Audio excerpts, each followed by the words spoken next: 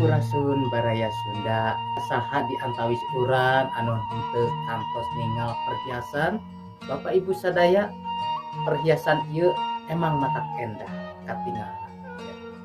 Kitu oge sareng urang teh janten perhiasana pangeran anu tiasa ditinggal ku unggal jalma sarta tiasa ningal kaendahan Gusti dina kahirupan urang.